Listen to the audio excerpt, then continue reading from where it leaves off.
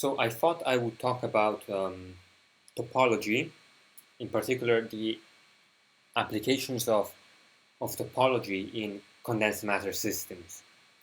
So in general, condensed matter systems refer to classes of systems which have a bunch of interacting parts. So systems that are made of a lot of particles interacting with each other. And the goal of condensed matter physics is to look at the properties that emerge from these interactions. And in the past 3 or 4 decades, people realized that one of these emergent properties has to do with topology.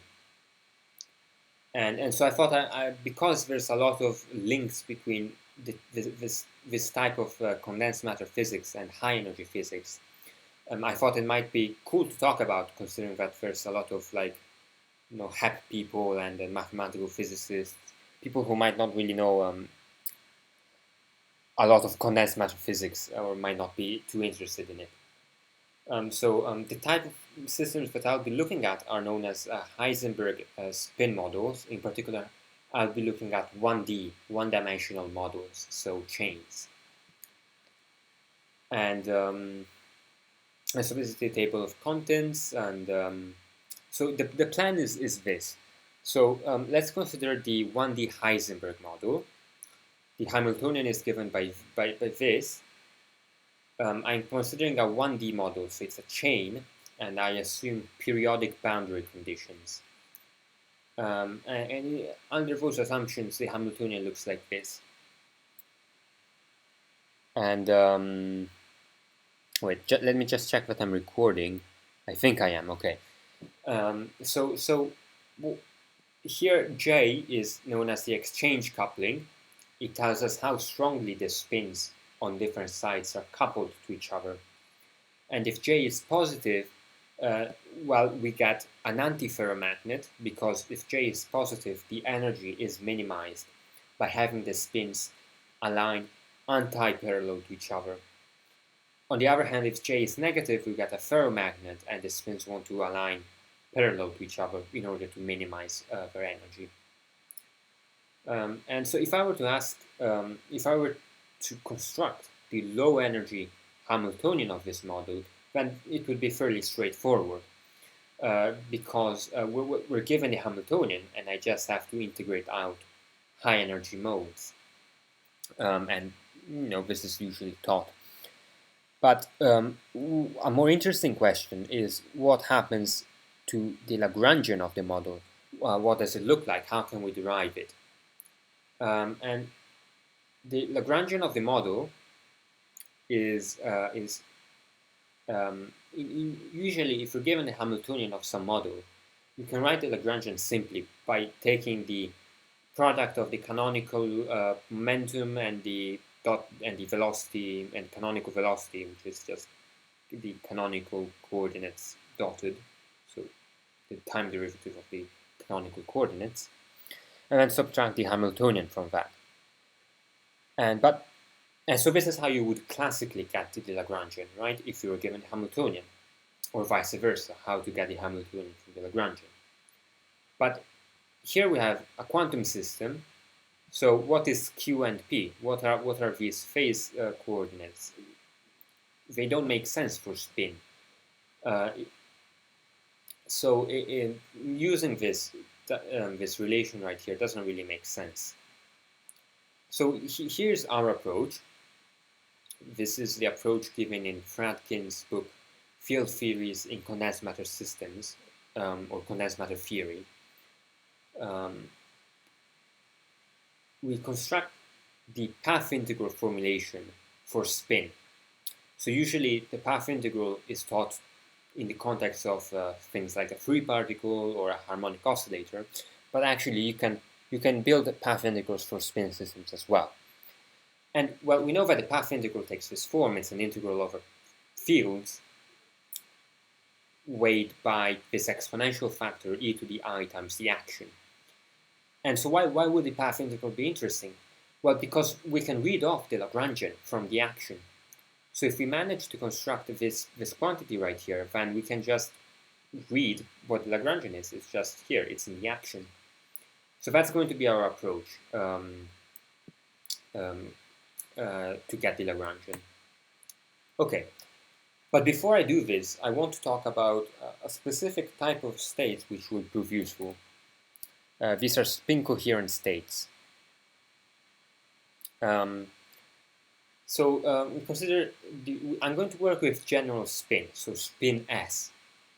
And given a 3D vector n, which I write here in spherical coordinates, and n0, which is the unit vector pointing along the z-axis, then the coherent spin state n can be written as this. So it's obtained by rotating this state, the maximum spin state, right? This state which has maximum spin along the z direction.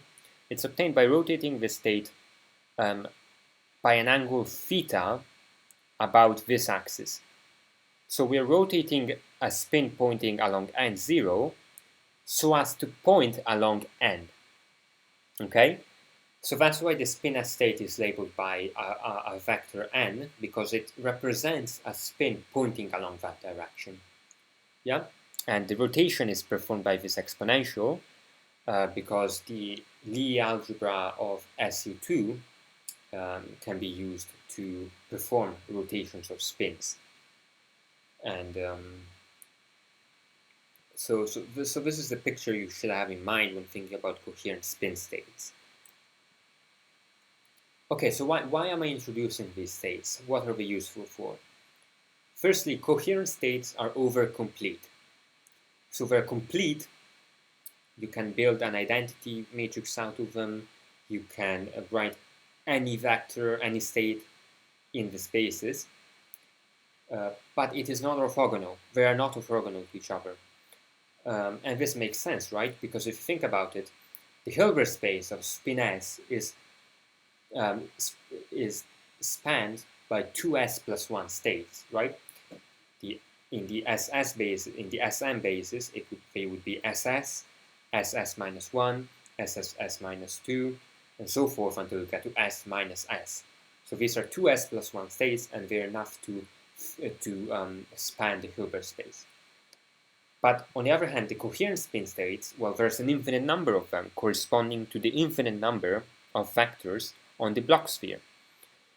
So because of this, obviously the coherent states have to be over-complete. They cannot be mutually orthogonal to each other because then the Hilbert space dimension would be infinite, not 2s plus 1.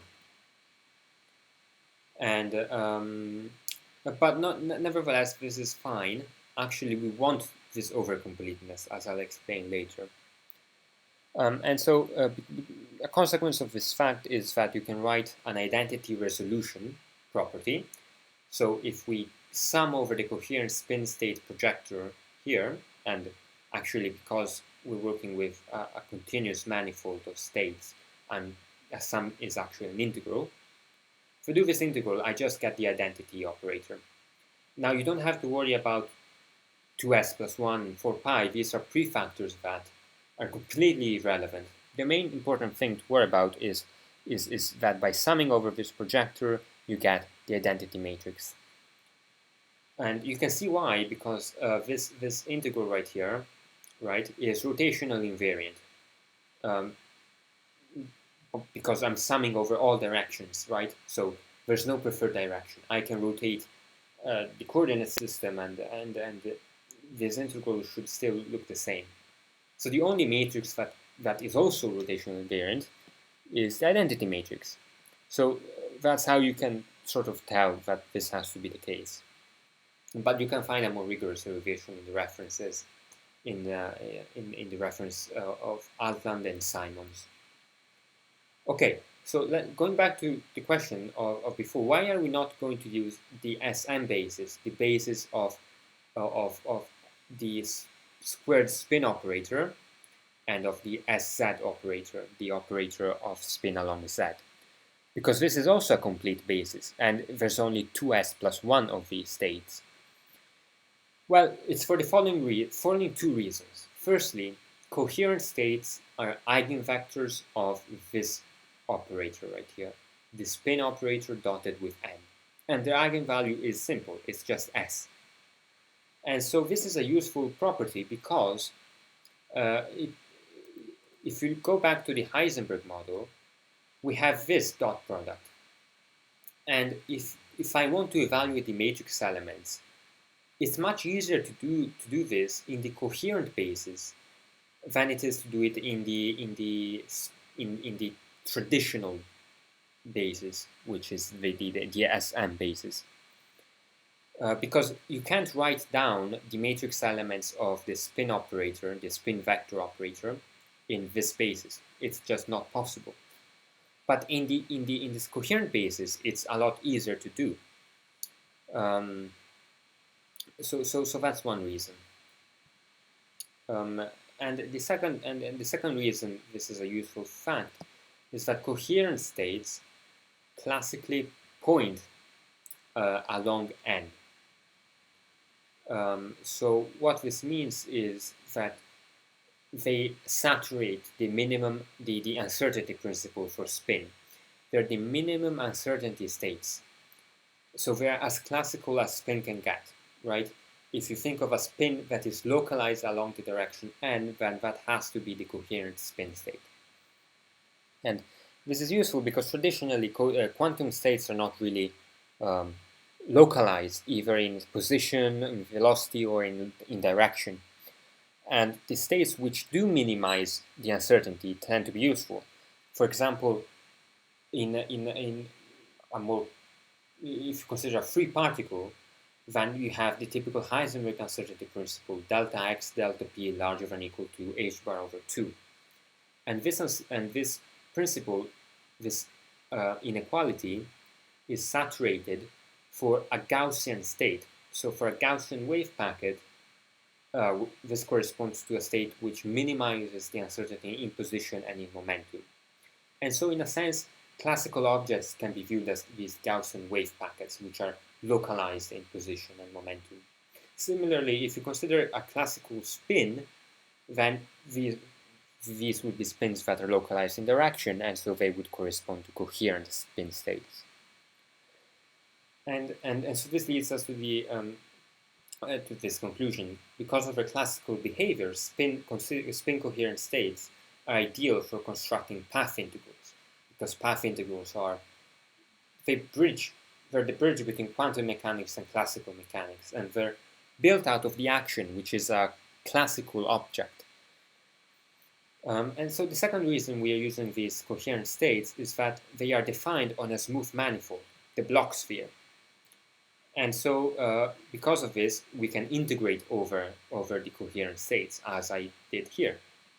And this is a necessary condition that you can integrate over these states in order to construct a path integral. Oh no.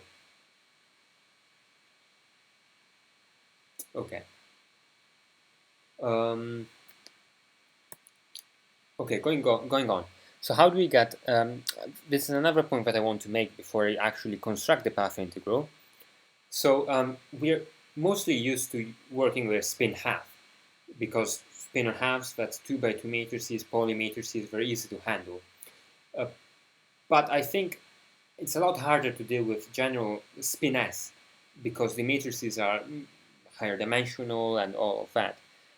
So for example, if I were to try to prove this property, it would be fairly easy to do with spin half, just using the Pauli matrices. But it would be a lot harder if I were to do this for, say, spin 2. So we need a trick. It's the following trick, which utilizes addition of angular momenta. So we know that we can look at a general spin S state as being a system composed of 2s spinor half particles. And in particular, so this SS state, the maximum spin state, can be written as a tensor product of spin-up states. And this has to be the case because, for example, let's say I were to apply the raising operator, the spin raising operator on SS. We know that SS is the maximum spin state, so I cannot raise it further. So if I apply the spin raising operator, I should get 0 on the left-hand side. And this forces our hand, really. This is the only combination of spinor half states that vanishes under a spin raising operator, under the action of a spin raising operator. If I were to include a spin down state anywhere here, then I would be able to raise it, and so I would get a non-zero contribution. Okay? So that's just a reminder of addition of angular momentum. And it's helpful because if I now try to construct the coherent spin states, well, I get this. So I get e to the I theta blah blah blah. This is the spin rotation operator acting on SS. Now S, the spin operator, can be written as a sum of spin half operators, right? This is a spin S operator. This is a spin S operators, and these are 2S spin half operators. And each act on a different spin half state, which are labeled by 1, 2, 3, and so forth. Okay? And then I get this tensor product for SS. Now, because each of these spin half operators commutes with each other, because they act on different spin half particles, I can actually write this exponential of a sum of matrices as a product of the exponentials. So I can decompose this sum, and I get a bunch of exponentials, which each acting on one of these spin half states. So I get this state, and then I get another state, another one, and so forth, for these 2S spin half states. But if I now go back to the definition of a spin coherent state, then I see that this is 1/2, 1/2. This is the maximum spin state for S equals 1/2.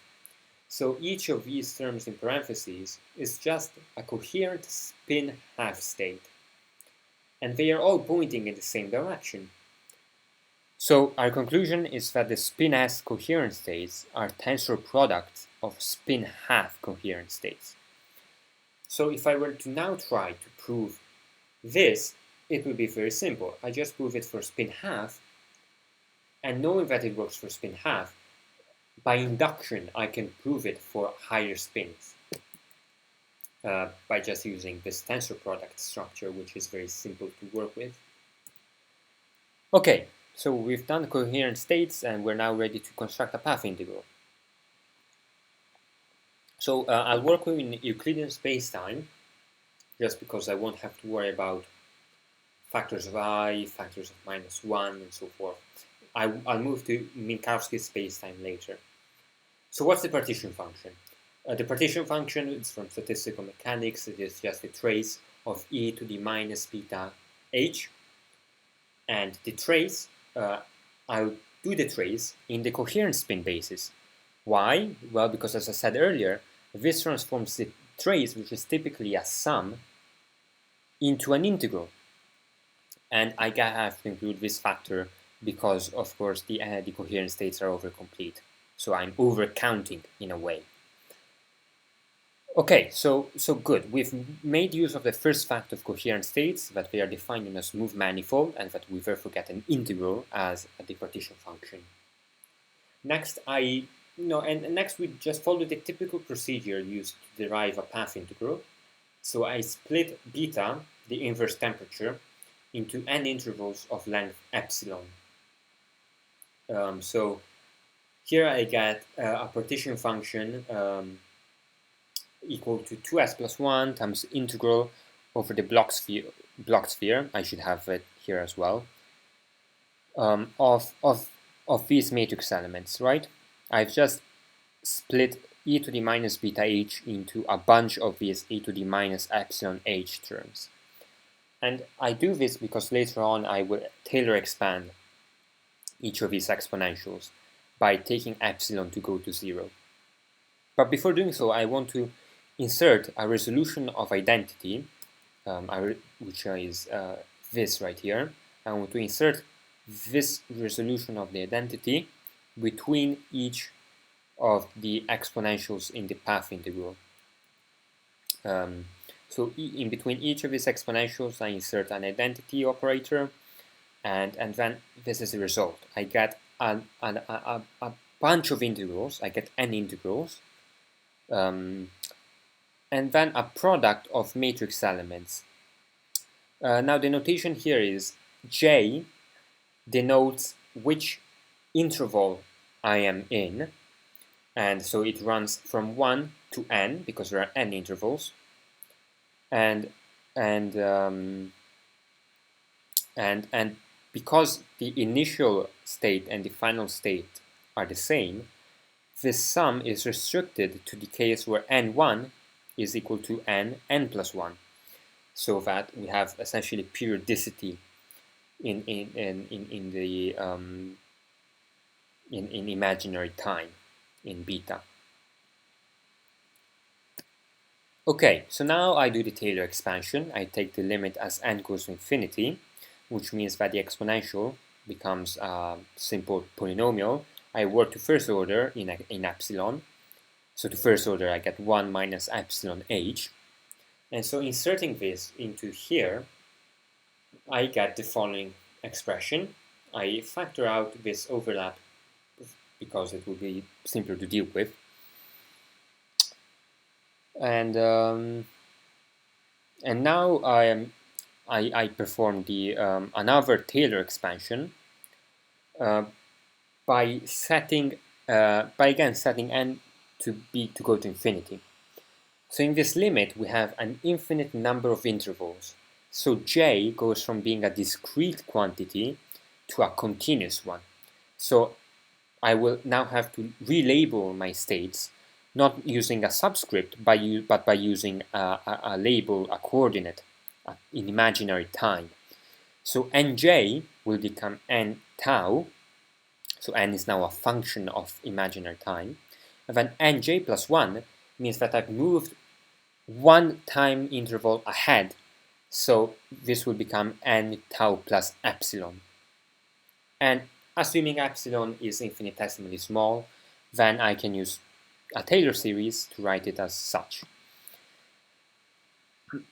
And the minus sign is here because here I'm going back in time. I'm going from n tau plus epsilon to n tau. So by going back in time, I have to, the displacement in imaginary time is minus epsilon. Okay, and then here we have the second term. Again, working to first order, you will find that you get this. Okay, so putting these things together, you find that the matrix elements here become this in the limit as n goes to infinity.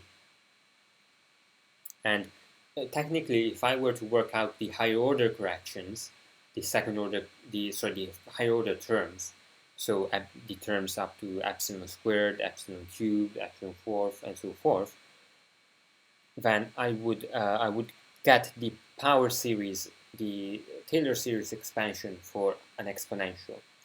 But I've only done things to first order, so it's not immediately visible here. But if you were to work out the higher order terms, you will see that you just get an exponential, where this is the argument of the exponential. So the end result, after taking the limit as epsilon goes to 0, is this. I get an integral over fields n, where n0 must be equal to n beta. This corresponds to this condition right here. dn is our integration measure. We pack all of the 2s plus 1 and the 4 pi factors into it so that we don't have a mess of irrelevant terms. And then the important term, exponential, which comes from recognizing that this is a Taylor series of an exponential, of minus integral from 0 to beta d tau of this these two terms right here. The integral over imaginary time comes from this. Essentially, here I get a product of matrix elements. Each of these matrix elements is an exponential, as I showed here. So if I take a product of exponentials, that would be just the exponential of the sum, and that sum turns into an integral as I take infinite intervals. So that's how the integral comes up here. Okay, so this is the Euclidean path integral for spin. It's very nice, I think. It looks cool, and but beyond that, it's useful. It's useful because now we can read off the Lagrangian. Remember, the Lagrangian is given by this term, the term that we're integrating over to get the action, which is the argument of the exponential. So this is the Lagrangian in Euclidean spacetime. And you can move to Minkowski spacetime. The transition is simple. You just multiply everything by a minus sign, and then every tau turns into an I times t. So, and here, because it's a partial derivative, the tau is in the denominator, so we get 1 over I, which is minus I, and the minus cancels out with the minus I to bring us a plus I here. So anyways, this is the Minkowski spacetime Lagrangian. And notice that we got something that looks like what we predicted classically, right? We got the minus h term. We got the minus h term. So here we should expect this first term to behave like p times q times the partial derivative of q with respect to time, right? And indeed, we can sort of make this equivalence of this correspondence. In particular, the first term that is sort of equivalent to p times q dot is known as the Weiss Zumino term, and it's I rewrote it here, and it pops up a lot in physics. So it has a lot of names, obviously, and it's actually more commonly outside of the context of this field theory. It's commonly referred to as a geometric phase or as a Berry phase. And why a geometric phase? Well, I think here it's interesting to get intuition by going to differential geometry. So consider this thought experiment. I take a sphere, maybe the Earth, for example, and I start out in the North Pole. In the North Pole, I hold this vector right here. It could be a physical vector or a more abstract one, doesn't matter. And I hold it at some angle to the ground, right? So and where I assume the ground is tangent to the sphere. So I hold it at some angle to the tangent to the sphere, and then I start moving along a closed path on the sphere, and I move in such a way that the angle between the vector and the sphere always remains constant. In other words, I parallel transport the vector. And it's a famous result in math that in differential geometry that if you have a curved surface like a sphere, then if you do this over a closed surface, the initial vector, the starting vector, and the final vector will not point in the same direction. And actually, the angle between the initial and the final vectors is proportional to the solid angle subtended by the path that you transported the vector along. And this property is known as anholonomy, and it's a classical thing, but it's also quantum. You could consider a quantum analog of this. And the Weiss-Zumino term is precisely that. It's a quantum version of this analogy. Why? Well, okay, let's say that the red vector here is n at time 0. It's a quantum state. So I guess you can't really view it as a vector, but it's okay. For the sake of clarity, let's think of it as a vector. Okay, so I take n at time t equals 0 to be this state, to be this vector at the North Pole. And then as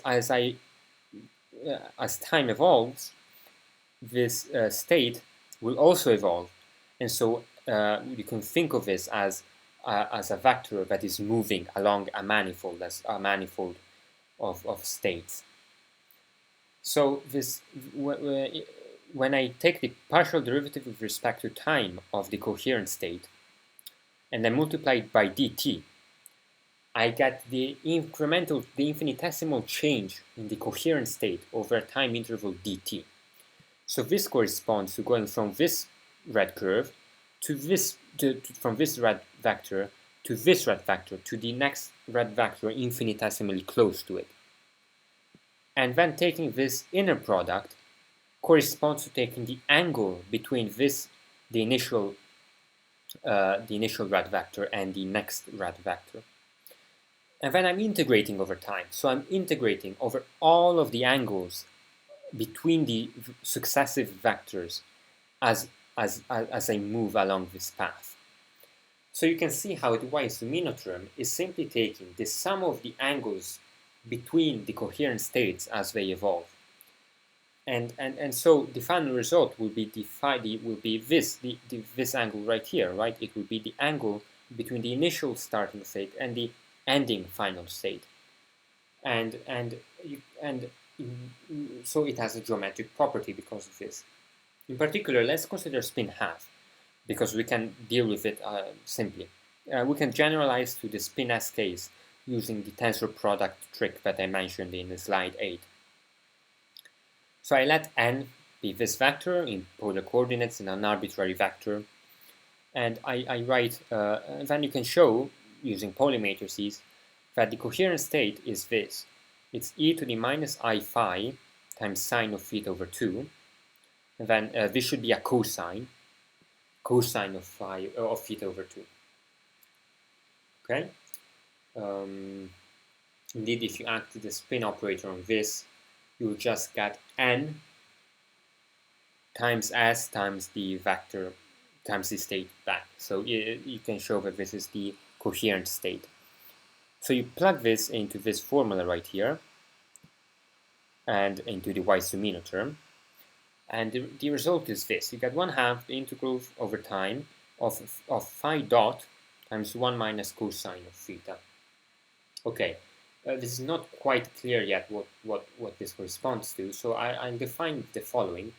I define the buried connection to be this vector field, 1 minus cosine of theta divided by sine of theta, pointing in the azimuthal unit vector. And then B is the Berry curvature, and it's just the curl of the Berry connection. So when I do this, you can see that the y-isominotherm can be written as a path integral, as a line integral over the path gamma. Gamma corresponds to the path traced by n. So here, for example, it would correspond to this boundary of the blue region. This is the path gamma. And so the y-isominotherm is equal to this path integral. And using Stokes' theorem, I can write this as a surface integral. And then calculating exactly what the Berry curvature looks like, you will find that this is just equal to 1/2 times the area, or the solid angle, subtended by the surface enclosed by gamma. So the area would correspond to this blue region right here. So we got precisely what I said before, that the anholonomy angle is proportional to the solid angle subtended by the blue region. We got this for a quantum state, not just for a classical vector. And if you do the calculation for spin S using the trick I mentioned earlier, then you will find that actually 1/2 corresponds to the spin I was working with. So in general, the y-isominotherm is S times the area subtended by the curve, by the surface enclosed by gamma. But now we reach a paradox. We reach a paradox because this block sphere, the sphere that the coherent states live on, has no boundary. So there's an ambiguity in the choice of S gamma.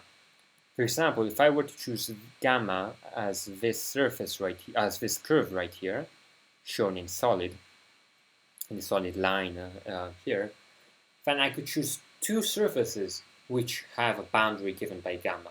I could choose this upper surface, or I could choose the lower surface, they're both equivalent, they're both valid choices in the sense that they're both okay, but they both have a boundary given by gamma. So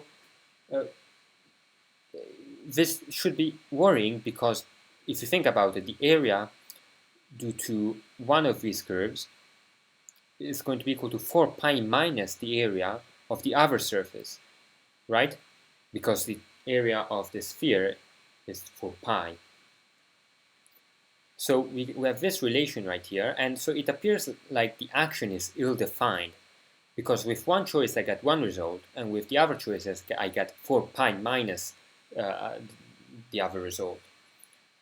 But that's fine, because any physical quantity actually depends on the exponential of the action. So it depends on e to the power of I times the action. And so we shouldn't look at the action, we should be looking at the phase. And so if the phase matches up, everything is fine.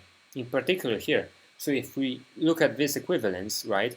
So here I'm taking the choice of gamma 1, and here this would be this exponential term would correspond to the choice of gamma 2. These are the same if this e to the 4i pi s is equal to 1. So the two choices of surfaces will yield the same physical quantities, provided that e to the 4i pi s is equal to 1. And this is satisfied provided that s is a half integer. So it could be 0, 1/2, 1, 3/2, 2, and so forth. So by geometrical arguments, by noting that the Bloch sphere has no boundary and that there's this ambiguity, we have derived the quantization of spin. So this, I think, is a very cool derivation of this important result in quantum mechanics. This is actually very similar to a proof given by Dirac on charge quantization. So by identical arguments, pretty much, you can show that if magnetic monopoles exist, then that means that charge has to be quantized. Just like here we showed that spin has to be quantized in order for the theory to be consistent. Going on. Okay, so actually this is not too important, but we can rewrite there's a way to write the area enclosed by a surface, by a curve, as a double integral, because this is essentially just a Jacobian transformation. This is a Jacobian, and so when you do the double integral of it, you get the area spanned by n as it evolves. So you can rewrite the area as this, and I provide, there's a full rigorous derivation in reference 5. Also, it can be found in my notes if you want to look at that instead. The reference 5 doesn't give all of the details, so if my notes instead do give the details, so you might want to use both. One way to intuitively see why this has to be the case is by noting that this first partial derivative times dt gives you the vector, the change in the vector n throughout the evolution in t. And similarly, the second partial derivative times d tau gives you the change in the vector n over a time interval d tau.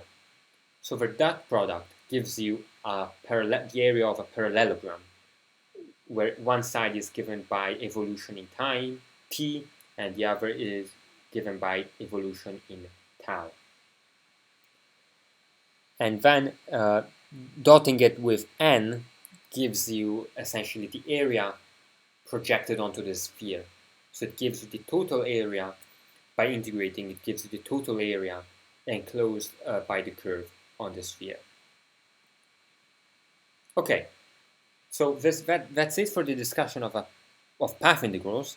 So now we can apply this new tool to study spin models. You could really consider any spin model, but the typical, the prototypical example of a spin model is the Heisenberg model. So it's natural to study that. So we look at the Heisenberg antiferromagnet, and up until now we worked with single spin systems, right? We only looked at one spin, but many spin systems can be written as tensor products of single spin states, right? So if I have a system of spins and I write down its wave function, that can be expressed using a tensor product of spin states on each side. So we can easily generalize our single spin action to many spin systems. So for the Heisenberg model, I find this.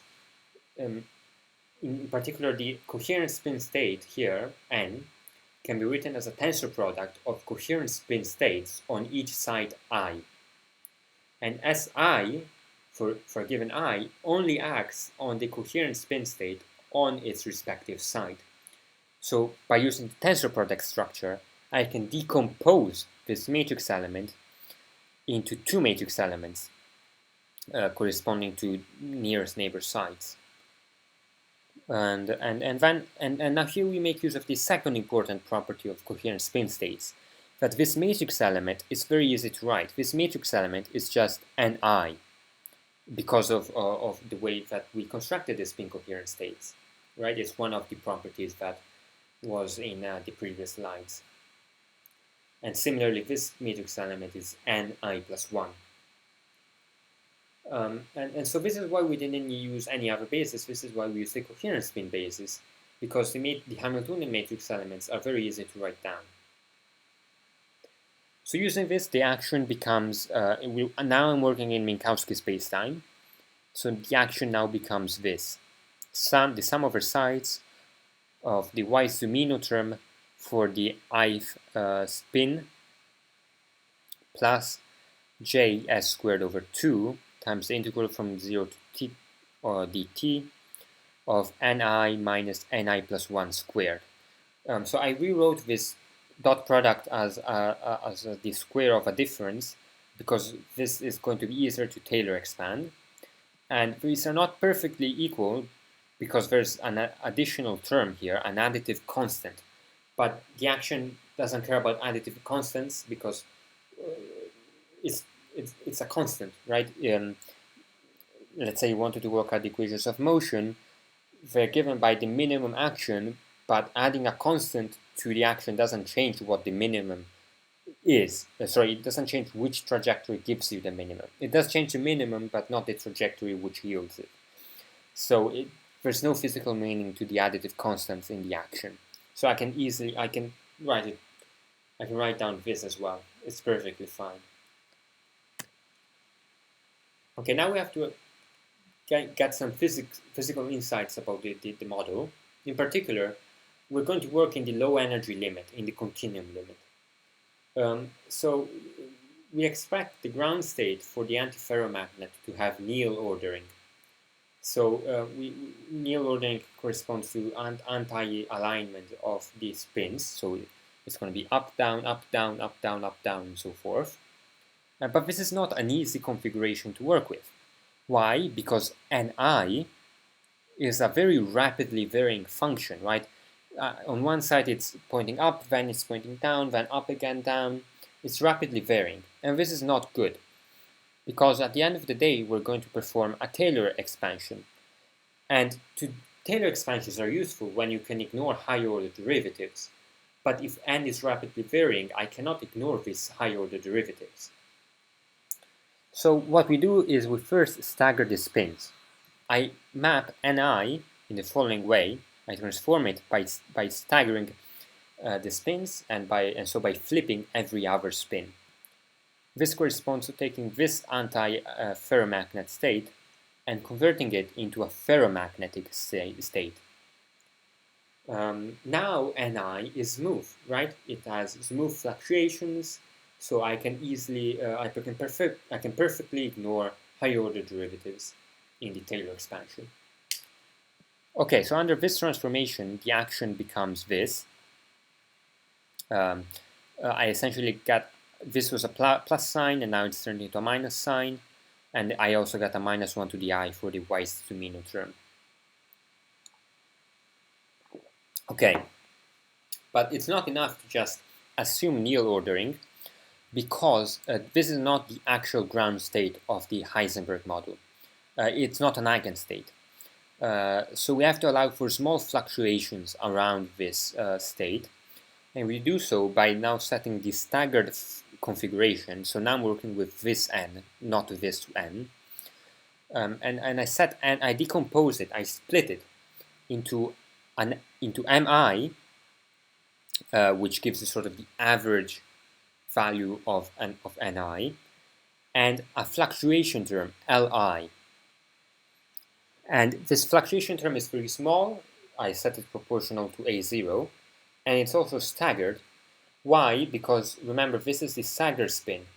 So when actually all of this should be multiplied by minus 1 to the I. And when I do that, we see that M governs the antiferromagnetic ordering, because it will have a minus 1 to the I term here in front of it. On the other hand, L would have no term here, because this minus 1 to the I would cancel out with this minus 1 to the I. And so L would govern the ferromagnetic spin ordering. In other words, the high energy modes, because we're working in the antiferromagnetic regime. So if we want to work in the low energy limit, L will have to be integrated out, because it contributes only to the high energy modes, and we only want to look at the low energy modes. In this language, the Néel state corresponds to L equals 0, so there is no ferromagnetic ordering, and it also corresponds to partial x of m equal to 0. This corresponds to no fluctuations in space. So it's a perfect anti-alignment. Okay, so because we're expanding about the Néel state, we can assume, we can work to second order in m and the first derivatives of m. We won't work to second derivatives of m, because we assume that m is slowly varying, right? That's why we did this staggering procedure. Now, you might think that we would do the same with L, but that's not actually the case. Why? Because, as I said, we're going to have to integrate L out, because it's a high energy field. It's a heavy field. And when we do this integration procedure, we'll find that L roughly corresponds to the angular momentum of m. So it already contains a partial derivative. So assuming m is slowly varying, we only have to work to zeroth order derivatives of L. Okay? And so we work to second order in L, but zeroth order derivatives. Because zeroth order derivatives of L already correspond to first order derivatives of m. Okay, so doing this, you can do the Taylor expansion. So this term will give you this. For the Weiss-Zumino term, I expand this sum over even and odd sides. For even sides, I don't get a sign change. For odd sides, I do get a sign change. So I get this difference of sums here. And then this difference can be Taylor expanded using the conventions I outlined before, and you find this as the result. Okay. Okay, so now we're ready to write down the Lagrangian, right? We've done the Taylor expansion in the continuum limit. One thing to note is, so we are doing this Taylor expansion in A0, so we're assuming A0 is small. And this corresponds to taking, A0 corresponds to the lattice spacing, right? How much you move from one side to the other. So, and so if we take A0 to approach 0, to be a very small, that corresponds to looking only at the long wavelength only to the short wavelength fluctuation. No, this corresponds to long wavelength modes. Long wavelength modes are low energy modes. So that's why the continuum limit is also known as the low energy limit, because in the continuum limit, where the lattice spacing is set to 0, you're only really looking at very long wavelength fluctuations. You're blind to what happens at short wavelengths between the sides. And that's okay because we're only interested in low energies. Okay, so just wanted to note that. Okay, so now we replace this sum with an integral so it's a sum over sides becoming an integral over position, and this is the final result that you'll get. It's a bit ugly, but again, we're not done yet. We're not done yet. We have to integrate out L, and integrating out L means that when we perform the path integral, the path integral is going to be an integral over M and a path integral over L. And because we want an effective Hamiltonian of antiferromagnetic fields M only, we can integrate out L by doing the path integral over L first. Yeah? And because the Lagrangian is quadratic in L, we know that the path integral over a field whose Lagrangian it is quadratic in only, we know that we can do this path integral by just substituting the classical equation of motion for L, right? So by substituting the equations of motion for L into this expression, I effectively integrate out. I do the path integral for L. And so in our case, you find that this is the equation of motion. As I mentioned earlier, we find that L corresponds to the angular momentum of M. Okay, so I substitute this into the action, and from there I can read off the Lagrangian, which is this term in the parentheses, and I find that this is the low energy Lagrangian for the Heisenberg antiferromagnetic chain. It's very elegant. This first term corresponds to the kinetic energy contributions. G is known as the coupling strength. Vs is the spin wave velocity. It gives you how quickly, it gives the velocity at which spin wave fluctuations travel throughout the chain. So it's a bit like taking a rope and perturbing it by wiggling it up and down. The speed at which that wiggle travels along the rope corresponds to the spin wave velocity, roughly speaking. And then theta here, the second term, is topological in nature, as we'll see very soon. And so the theta here, which is equal to 2 pi s, is known as the topological angle. Okay, so the first term, the kinetic term, is a O3 nonlinear sigma model. So in high energy physics language, I would write it as this: 1 over 2g times this product here. Mu runs over 0 and 1, which correspond to time and space. Yeah, it's a model that I think apparently pops up in QCD when you're working with gluons and stuff like that. But I don't know much about it. But it's interesting that these things that originated in high energy physics are actually finding a place in condensed matter physics as well. I think it's a very interesting area of research. And then the second term is topological, as I said. Now, what do I mean by topological? Topological means that it is robust to perturbations in M. So if I were to write M and then perturb it, so set M plus delta M, then the second term would not change. So this term would not change, the integral over this term would not change as M is slightly perturbed. And an interesting consequence of this is that the topological term does not affect the equations of motion.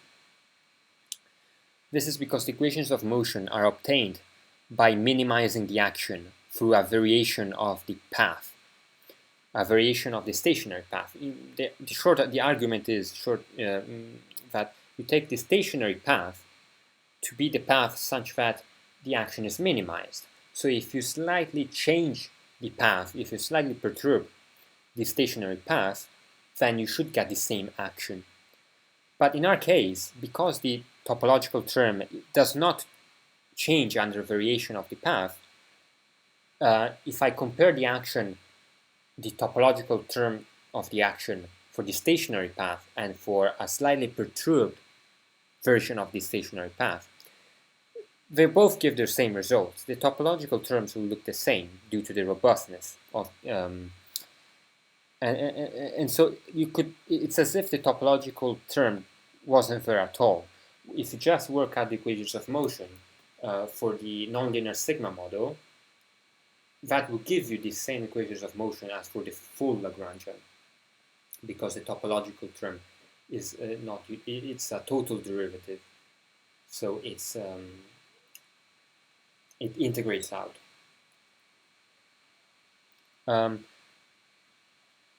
One last thing. So the second term I said is topological, and it's known as a topological charge. So in particular, I can write as theta, the topological term, as I times theta, which is 2 pi s, times q. Q is the topological charge. It's this integral right here, 8 pi integral blah blah blah blah blah, and it would pop up later on. It will pop up now actually, because let's assume that the action is finite. We need to impose that the action be finite. In that case, we need to impose that the field M approaches a stationary value at space-time infinity. Why? Because if you think about it here, with an integral of derivatives of fields, and if the fields continue changing everywhere on space, then you will get infinitely many contributions, because space-time is infinite, and so the action will diverge. So if you want the action to be finite, then you need to assume that at some point the partial derivatives vanish, and that's done by assuming this asymptotic behavior of the fields. And so this is shown as a picture here. So this is one direction here corresponds to the spatial direction. The other direction corresponds to time. So that's why you have 2 dimensions here. It's 1 plus 1d. And in that case, you can see that all the boundary of space-time, right? Obviously, space-time is infinite, but this is what it's supposed to be showing is that asymptotically the spins align to the same direction.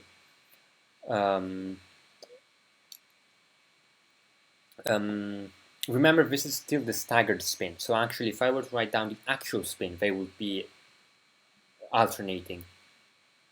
Okay, now here's the thing. Okay, so if I take this, and I note that technically I could map space-time onto a sphere, because space-time infinity essentially looks just like a point. It behaves like a point because the spins all point in the same direction. So I could, in a way, fold space-time onto a sphere so that the space-time infinity all collapse onto the north pole, right? So as you can see here, space-time infinity has spins all pointing up. So I could fold it onto a sphere so that at the North Pole you have just one spin pointing up, and that's, you don't lose any information, because at space-time infinity the spins all look the same. It's completely isotropic and homogeneous.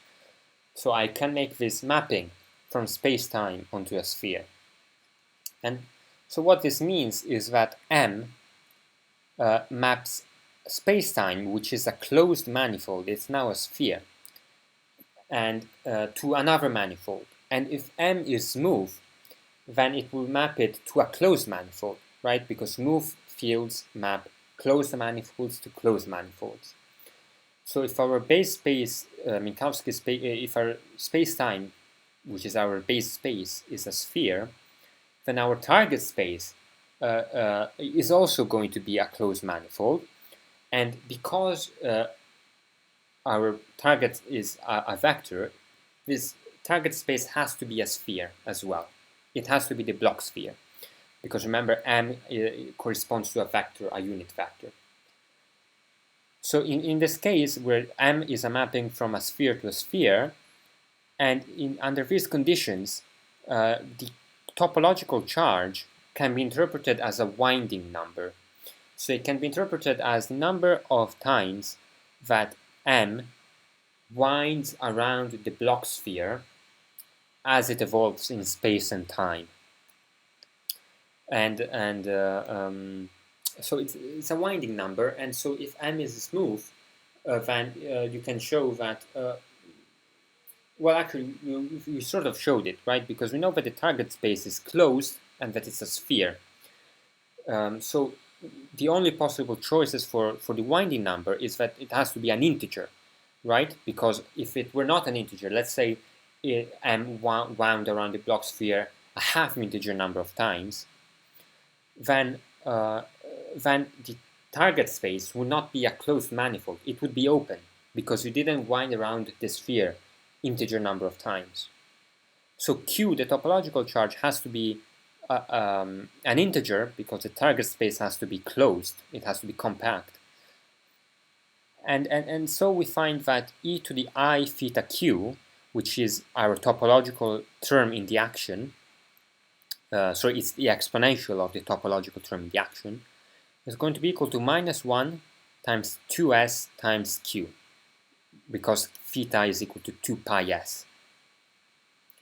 And now here we make an important distinction between integer spin and half-integer spin. Integer spin is unaffected by the topological charge, because if q is an integer, then 2sq is an even number, and so -1 to the power of an even number is 1. So it doesn't depend what the topological charge is. You will always have +1 as the exponential of the topological action. On the other hand, if spin is half integer, so if s is, for example, 1/2, then this term can be either +1 or -1. So you can have interference between different topological charges. And so half-integer spin receives a phase from the topological action, which is not the same for different values of q. And this led Haldane, who is Duncan Haldane, he got the Nobel Prize in 2016 for his work on topology in condensed matter physics. And so he developed a large part of what I'm talking about here today. And this conclusion of the difference between integer and half-integer spins led Haldane to conjecture that integer spin chains are gapped. That is, their ground state is separated by a finite energy from the excited states. And this is because for integer spin, the action is governed by the nonlinear sigma model. The topological term doesn't really affect it because it always gives you a +1 as a phase. And we know that the nonlinear sigma model is gapped. So this led Haldane to think, okay, so maybe integer spin chains who look like nonlinear sigma models should also be gapped. On the other hand, half-integer spin chains should be gapless, so the ground state should be connected to a spectrum of to a continuum of excitations without a gap, without a finite energy gap. And this is because we know that the spin half chain is gapless. And so Haldane said, well, if the spin half chain is gapless, well, let's just say that all half-integer spins are gapless. And there's a lot of support, both from numerical and experimental studies, for Haldane's conjecture. Most people think that it's true. But no known proof of it, no one has provided us a proof of it yet. Some people, some mathematical physicists, prove that the S equals 1 spin chain is gapped. And it's a very important and famous result, but people haven't attempted to prove higher spin models. So mathematical physicists might be interested in trying to solve this problem because it's quite interesting. It involves topology and all these things. Okay, anyways, so before I end, I want to talk about one final thing that is a peculiar aspect of the topological nature of spin chains. So we assumed that our chain was infinite and that it had periodic boundary conditions. So our base space was a closed manifold as a result of this, right? But if I were to use a finite chain, so a chain of length L, which has to be large because we are working in a continuum limit, but doesn't have to be infinite. In the case of a finite chain, then things are different. Why?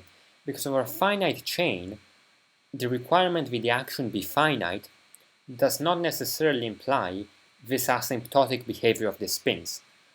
So this mapping of space-time onto a sphere is no longer possible.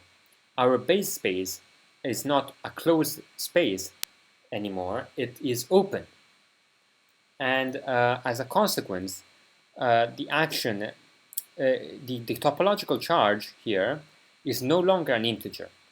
We can split it into an integer part q, and then this term, which is the difference between the solid angles subtended by one end of the spin chain and the other end of the spin chain, divided by 4 pi. And in this case, so you can get this by just working through the derivation with the assumption that the ends of the chain are free, so they don't have to all point in the same direction, unlike in this case where they do have to point in the same direction. Okay, so in that case, with open boundary conditions, our base space is not a closed manifold. We don't get an integer topological charge, we get this. And so now the exponential of the action, the path integral, looks like this: e to the I times the difference of the solid angles between the ends of the chain divided by 2. Right here I set s equals 1, so I'm working with a spin 1 chain. Oh, good, so this is interesting because if you go back to the action of two spin half particles, you'll find that this is precisely their action. So what this means is if you have a finite spin chain, the ends, finite spin 1 chain, the ends of the chain are actually going to behave effectively as 3 spin halves. And this is pretty weird because if you add a bunch of spin 1 particles, you should expect to always get integer spins. But this emergent property where you now get half integer spin at the ends of the chain, which is completely counterintuitive. But they're there. Indeed, they really are there. They're not just a mathematical artifact. You can measure them.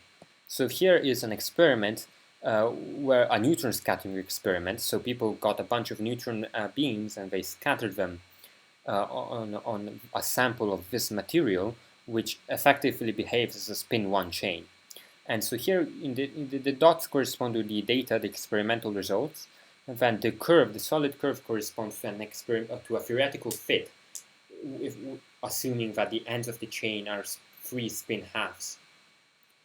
And you can see there's a very good agreement.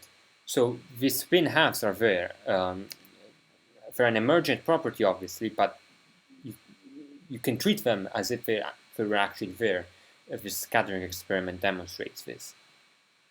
Okay, so conclusions.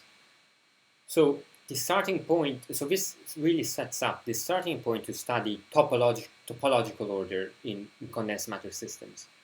In particular, this is the precursor to something known as the AKLT model, which is a model which builds upon the Heisenberg model, but it has a nicer analytical structure, so it can be dealt with more easily. And the AKLT model has all sorts of weird things. It has spin liquids phases, so it's a phase where they essentially get spins behaving as liquids, and you can have symmetry protected topological order.